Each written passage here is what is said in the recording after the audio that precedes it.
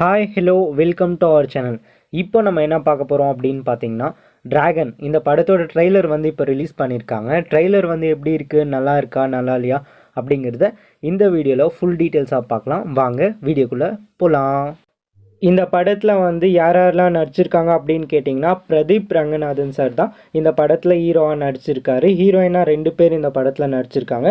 ஒன்று அனுபமா பரமேஸ்வரன், இந்த மேம் வந்து இந்த படத்தில் ஹீரோயினாக நடிச்சிருக்காங்க. 2வது வந்து கைடு லோஹர் அப்படின்ற ஒரு மேமும் இந்த படத்தில் வந்து ஹீரோயினாக நடிச்சிருக்காங்க.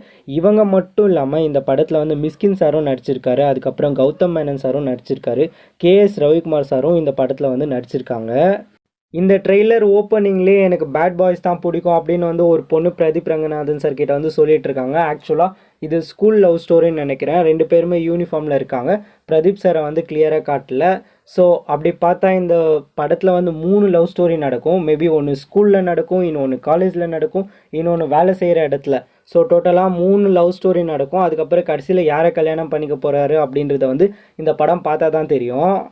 அதுக்கு அடுத்த சீனாக வந்து பிரதீப் ரங்கநாதன் சாரை வந்து காலேஜுக்குள்ளே என்ட்ரி ஆகிற சீன் காட்டுறாங்க. அது செம்மையாக இருந்தது.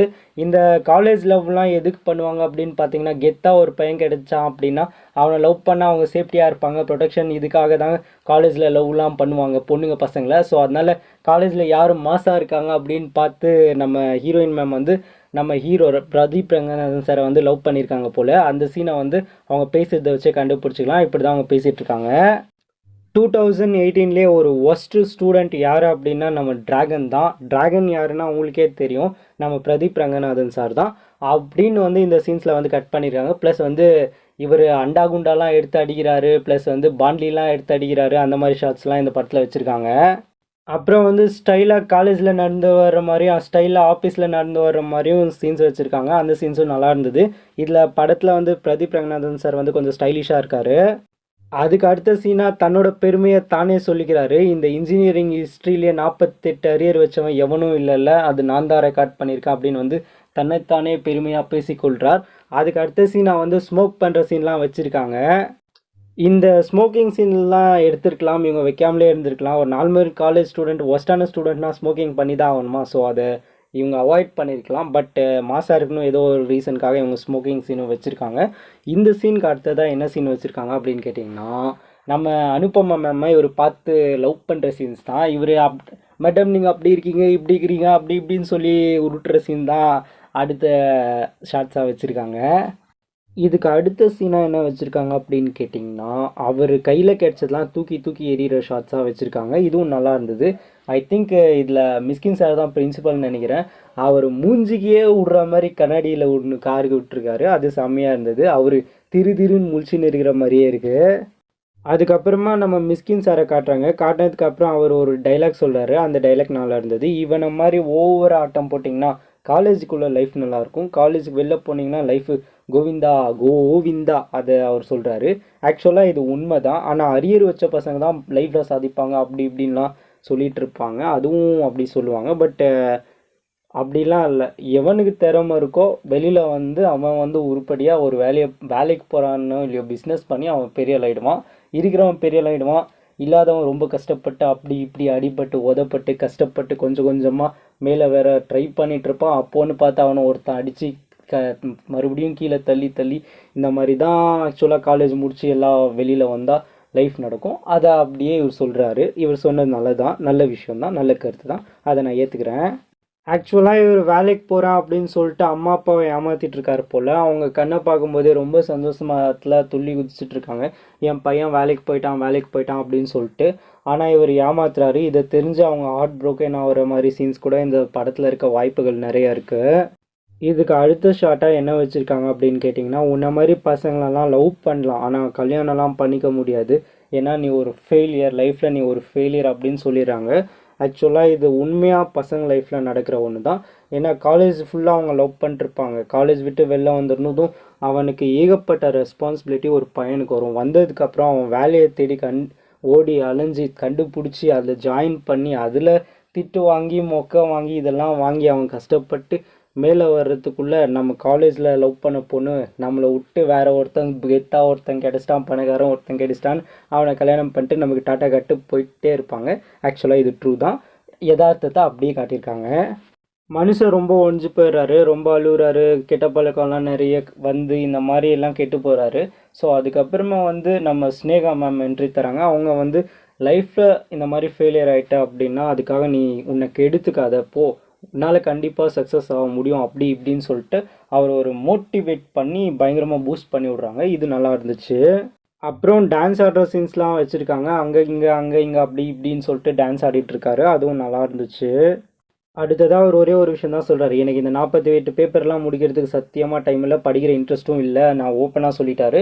ஆனாலும் நான் இப்போ சக்ஸஸ் பண்ணி ஆகணும், அதுக்கு என்ன பண்ணணும் அப்படின்னு வந்து வழியை கேட்குறாரு. இந்த ஒரு விஷயத்தில் தெளிவாக இருக்கவங்க வந்து கண்டிப்பாக லைஃப்பில் சக்ஸஸ் பண்ணிடுவாங்க. இந்த ஒரு விஷயத்த மட்டும் தெளிவாக இல்லாமல் இருக்கவங்க தான் லைஃப்பில் ரொம்ப கஷ்டப்படுவாங்க. இது ஆக்சுவலாக மிடில் கிளாஸ் ஃபேமிலிக்கு தான் ரொம்ப கஷ்டமாக இருக்கும். அவங்களுக்கு அவங்க லைஃப் கண்டிப்பாக ரொம்ப பெரிய விஷயந்தான். ஏன்னா சப்போர்ட்டுக்கு யாருமே இருக்க மாட்டாங்க. யாருமே இல்லாமல் ஒரு விஷயத்த சாதிக்கிறது போய் நம்ம கஷ்டப்பட்டு என்னதான் முயற்சி பண்ணாலும் அங்கே ஒருத்தர் நம்மளை வச்சு செய்கிறதுக்குன்னே இருப்பான். அவங்கிட்டலாம் பேச்சு வாங்கி கஷ்டப்பட்டு செஞ்சுட்டே இருப்போம். ஆனால் நமக்கு பிடிச்ச எல்லாமே போயிடும், வயசாயிரும். இதுதான் ஆக்சுவல் ட்ரூ.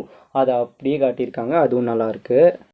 இதுக்கு ஒரு வழி இருக்குது அப்படின்னு சொல்லிட்டு அவர் வந்து வெளிநாட்டில் வேலை தேடி போகிறாரு ஐ திங்க் நினைக்கிறேன். வெளிநாட்டில் வேலை தேடி போய் அங்கேயும் வேலை செய்கிறாரு. அங்கே பார்க்குற பொண்ணு தான் இன்னொரு ஹீரோயின். ஸோ அங்கே பார்த்து அவங்கள லவ் பண்ணிகிட்ருக்காங்க. அங்கே வந்து கார் சேசிங் வச்சுருக்காங்க. காரை இப்படி திருப்பாரு அப்படி திருப்பாரு, இந்த மாதிரி ஷார்ட்ஸ் கூட வச்சுருக்காங்க. பரவாயில்ல, அதெல்லாம் பார்க்குற மாதிரி ரசிக்கிற மாதிரி தான் இருந்துச்சு.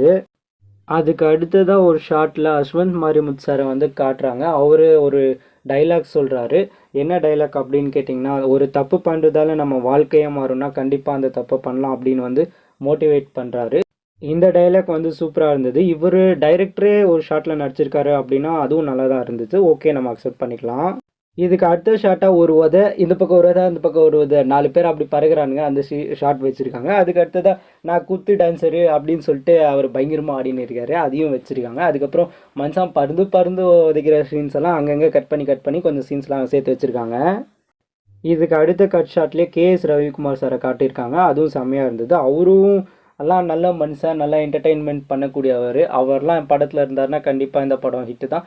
ஏன்னா இவர் டைரக்ட் பண்ண ஃபஸ்ட் படத்துலேயே அவரை வச்சு தான் பாதி படம், அவரை தான் வில்லனாக வச்சே படம் எடுத்திருப்பாரு. அதில் கூட பயங்கரமாக பெர்ஃபார்மன்ஸ் பண்ணியிருப்பார். அவரை இந்த படத்தில் வச்சது ஒரு பெரிய ப்ளஸ்ன்னு தான் நான் சொல்லுவேன். இதுக்கு அடுத்த ஷாட்டில் என்னென்னமோ பண்ணுறாரு. இதை பார்த்து இவருக்கு யாரோ தலையில் அடிச்சிட்டாங்களோ அப்படின்ற மாதிரி தான் நமக்கு தோணுது. ஏன்னா எகிறாரு, குதிக்கிறாரு, ஓடுறாரு, அதை ஒழுங்காக பண்ணாமல் எப்படியோ பண்ணியிருக்காரு. ஆக்சுவலாக இந்த படம் பார்த்தா தான் அவர் எதனால் இந்த மாதிரி பண்ணியிருக்காரு அப்படின்றது நமக்கு புரியும். ஸோ அதை நம்ம குறை சொல்ல முடியாது. இதுக்கு அடுத்த ஷாட்லேயே வந்து நம்ம கௌதம் வாசுதேவ் மேனன் அவரை காட்டியிருக்காங்க. அவர் வந்து நம்ம சார் எப்போ வந்தாலும் ஸ்டைலிஷ் தான். ஸோ இந்த படத்துலேயே வந்து ஸ்டைலிஷாக இருக்கார். இந்த தவளை மாதிரி தவினுகிற ஷார்ட்ஸ்லலாம் அவர் தலையில் அடித்த மாதிரி சொன்னேன் இல்லைங்களா, அந்த ஷார்ட்லேயே புரியுது என்ன நடந்திருக்குன்னு. நானே சொல்கிறேன், கேட்டுக்கோங்க. அந்த பொண்ணு எப்படியும் அவருக்கு வந்து ப்ரப்போஸ்க்கு ஓகே பண்ணியிருக்கோம். அதுக்காக மனுஷன் சந்தோஷத்தில் தாவி தாவி குச்சாடின்னு இருக்காரு. இது காலங்காலமாக எல்லா பசங்களும் பண்ணுறது தான்டா. ஏன்டா வெறுப்பேற்றுறீங்க லவ் பண்ணி? இதுக்கு அடுத்த சீனாக நம்ம பிரதீப் சார் வந்து ஸ்கூல் யூனிஃபார்ம் போட்டு ஒரு டைலாக் பேசிகிட்டு இருக்காரு. அது செம்மையாக இருந்தது. என்ன அப்படின்னு கேட்டிங்கன்னா, நல்லவனாக இருந்தால் பொண்ணுங்களுக்கு பிடிக்கும்னு சொல்லியிருக்காங்களே, இதெல்லாம் பச்சை பொய் தானே அப்படின்னு கேட்குறாரு. இது 200% பொய் தான். நீ நல்லவனாக இருந்தால் பொண்ணு மட்டும் இல்லை, உனக்கு வாழ்க்கையில் ஒன்றுமே கிடைக்காது. முக்கியமாக ஃப்ரெண்டு கூட, ஒரு நல்ல ஃப்ரெண்டு கூட கிடைக்க மாட்டான். ஏன்னா நீ நல்லவனாக இருக்கணும்னு சொல்லிட்டு அவனோட பேச மாட்டான், அது பேச மாட்டேன், இது பண்ண மாட்டேன், கண்டுக்க மாட்டான், அவன் கூட கோவப்படுவேன். இதெல்லாம் பார்த்துட்டு அவனே இவன்லாம் ஒரு ஃப்ரெண்டா அப்படின்ட்டு போயிடுவான். உண்மையான ஃப்ரெண்ட் லவ்வராக இருந்தால் ஒரே ஒரு விஷயம் தான், இவன் என்னடா சரியான பழமாக இருக்கான், எதுக்கு இவனெல்லாம் லவ் பண்ணோம் அப்படின்னு சொல்லிட்டு அவளே லவ் ப்ரப்போஸ் கூட பண்ண மாட்டா, அவள் பாட்டு விட்டு போயிடுவா. இந்த மாதிரி வாழ்க்கையில் 1008 பஞ்சாயத்துகள் நடக்கும்.